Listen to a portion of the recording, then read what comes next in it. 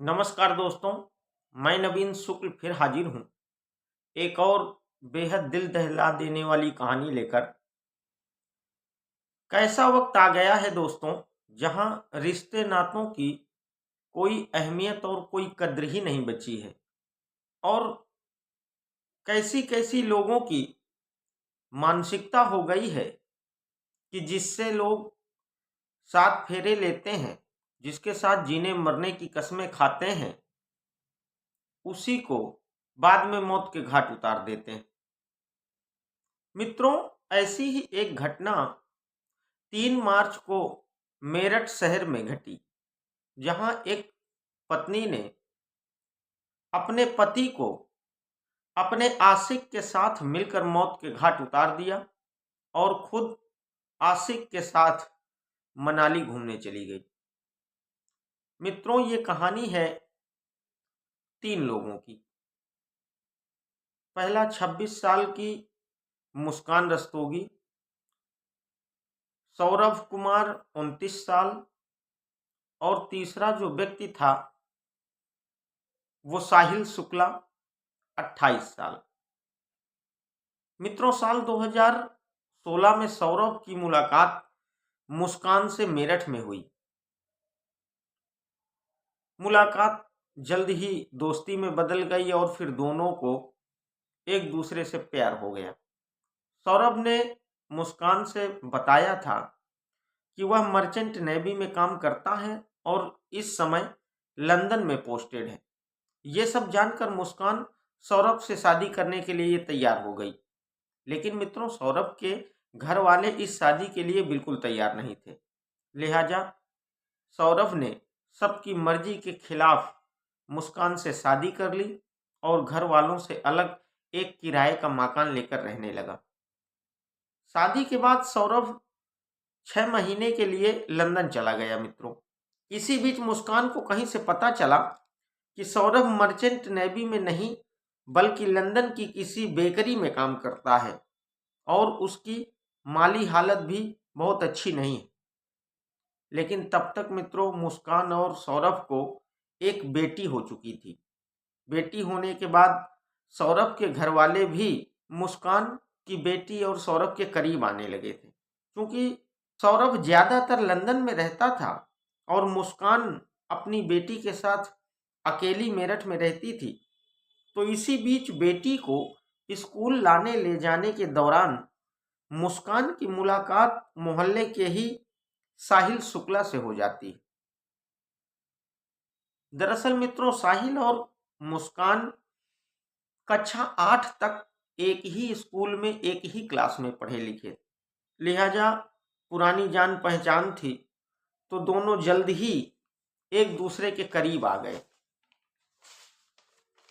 अब साहिल अक्सर मुस्कान के घर आने जाने लगा, यहां तक कि दोनों घर पर ही शराब पीते नशा करते थे। तभी इनके मकान मालिक को इन दोनों के रिश्ते के बारे में शक हो गया। इधर जब 2021 में सौरभ लंदन से मेरठ वापस लौटा, तो मकान मालिक ने सौरभ से साहिल और मुस्कान के रिश्ते के बारे में सारा खुलकर सारी बात बता दी। अब सौरभ ने मुस्कान का फोन चेक किया, कुछ चैट वगैरह देखी, तो बस इसी बात को लेकर सौरभ और मुस्कान के बीच में झगड़ा शुरू हो गया और धीरे धीरे बात इतना आगे बढ़ गई कि मामला तलाक तक पहुंच गया। सौरभ मुस्कान को तलाक देना चाहता था, लेकिन तभी 2023 में सौरभ फिर से एक बार लंदन चला गया। अब क्या था मित्रों, साहिल और मुस्कान दोनों आजाद थे। 2 साल तक दोनों ने खूब मौज मस्ती की, लेकिन फिर फरवरी 2025 में सौरभ लंदन से अपने घर मेरठ आ रहा था। मतलब अब इन दोनों की आज़ादी खत्म होने वाली थी और फिर से पाबंदियां मुस्कान के ऊपर लग जाएंगी। दरअसल मित्रों, 25 फरवरी को मुस्कान का जन्मदिन था और सौरभ लंदन से मुस्कान का बर्थडे सेलिब्रेट करने ही आ रहा था, जबकि इनके संबंध अच्छे नहीं थे। इतना झगड़ा हो गया था इन लोगों के बीच में साहिल को लेकर, लेकिन फिर भी सौरभ को लगा कि एक बार चलते हैं, मुस्कान का बर्थडे सेलिब्रेट करते हैं, शायद उसे भी अच्छा लगे और हमारे रिश्ते बहाल हो जाएं। लेकिन मित्रों, इधर मुस्कान के दिमाग में कुछ और ही चल रहा था। उसका इरादा ठीक बर्थडे वाले दिन ही सौरभ को मार डालने का था, लेकिन ये मित्रों हो न सका और मुस्कान का प्लान फेल हो गया। दरअसल मित्रों, इनका प्लान ये था कि बर्थडे वाले दिन ही ये शराब में नशे की कोई दवा मिलाकर सौरभ को पिला देंगे और जब वो बेहोश हो जाएगा तो ये लोग उसका कत्ल कर देंगे। लेकिन मित्रों, उस दिन सौरभ ने शराब पी ही नहीं। इस वजह से इन दोनों का प्लान फेल हो गया। अब साहिल और मुस्कान ने मिलकर सौरभ की मौत की तारीख 3 मार्च तय की, क्योंकि उस दिन मुस्कान और सौरभ की बेटी का एग्जाम खत्म होने वाला था और फिर बेटी को लेकर मुस्कान अपनी मां के घर छोड़ने जाने वाली थी। अब प्लान के तहत मुस्कान पहले से ही दुकान से 800 रुपए के 2 बड़े बड़े चाकू खरीद कर लाई थी। दुकानदार को शक न हो इसलिए उससे कहा कि मुर्गा काटना है। दोस्तों, इसी बीच में साहिल और मुस्कान के प्यार की सच्चाई भी आप सब लोगों को बताता चलूं, जो बेहद दिलचस्प है। दरअसल मुस्कान साहिल से कभी शादी करना ही नहीं चाहती थी। उसे इस बात की भनक लग गई थी कि साहिल शुक्ला बेहद अंधविश्वासी व्यक्ति है। बस मुस्कान इसी बात का फायदा उठाकर सौरभ को अपने रास्ते से हटाना चाहती थी। दोस्तों, साहिल शुक्ला की मां मर चुकी थी, जिसे वह बहुत प्यार करता था। वो मां के मरने के बाद भी उसे इतना प्यार करता था कि विक्षिप्त अवस्था में था। उसे अपनी मां के नाम पर एक स्नैपचैट पर अकाउंट खोल रखा था। उसे लगता था कि उसकी मरी हुई मां अब भी उससे बातचीत करती है। ये बात किसी तरह मुस्कान को पता चल गई, तो मुस्कान ने अपने भाई के मोबाइल पर एक अकाउंट खोला और उसी अकाउंट के जरिए मुस्कान साहिल की मां बनकर साहिल को मैसेज करने लगी। मुस्कान ने साहिल को कई तरह के मैसेजेस भेजे और उसको फंसाया। तो मैसेज में मां बनकर मुस्कान ये लिखती रही कि बेटा, मुस्कान बहुत अच्छी लड़की है, तू उसके साथ खुश रहेगा, कभी भी मुस्कान को दुख मत देना, कोई तकलीफ मत देना और उसे कभी छोड़ना मत। क्योंकि साहिल को यकीन था कि यह सब मां कह रही है, इसलिए वो मुस्कान से बेइंतहा प्यार करने लगा और शायद इसी वजह से वह मुस्कान से शादी भी करना चाहता था। दरअसल अंधविश्वास के कारण ही साहिल ने अपने कमरे को तंत्र मंत्र और अघोरियों वाला कमरा बना डाला था। तरह तरह की तस्वीरें लगा रखी थी। वो गांजे का भी आदी था, यानी पूरी तरह दिमाग से विक्षिप्त हो चुका था साहिल। क्योंकि मुस्कान से शादी करने में एक ही रोड़ा था और वो था सौरभ, तो साहिल मुस्कान के प्लान में शामिल होकर सौरभ को मार डालने के लिए तैयार हो गया। इतना ही नहीं, इसी अंधविश्वास के चक्कर में साहिल मुस्कान से कह रहा था कि सौरभ का वध तुम अपने हाथों से ही करोगी। आप समझ सकते हैं मित्रों कि वो मर्डर नहीं करना चाहता था, वो इसे वध मानता था। और मुस्कान तो मित्रों पहले से ही सौरभ से पीछा छुड़ाना चाहती थी। बस फिर क्या था दोस्तों, 3 मार्च की वो रात आई।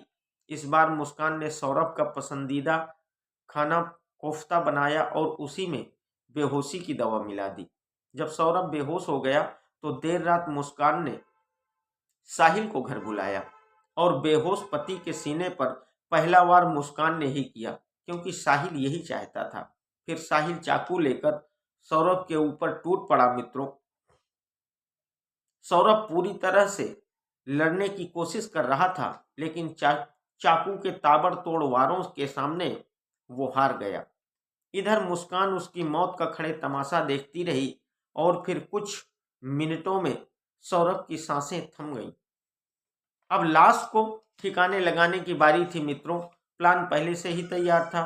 तो साहिल के बताए प्लान के तहत साहिल और मुस्कान ने बाथरूम में सौरभ की लाश के टुकड़े किए, फिर उन्हें एक बोरे में भरकर एक बड़े से प्लास्टिक के ड्रम में डाल दिया। ड्रम को सीमेंट का घोल डालकर भर दिया, यानी वो ड्रम सौरभ की एक तरीके से ठोस कब्र बन चुका था। दोस्तों, अंधविश्वास के कारण ही साहिल ने सौरभ की लाश की दोनों हथेलियां काट डाली थी और फिर सिर और हथेलियों को बैग में भरकर अपने घर ले गया था। इसके बाद मुस्कान और साहिल दोनों साहिल के घर पर जाकर आराम से सो गए।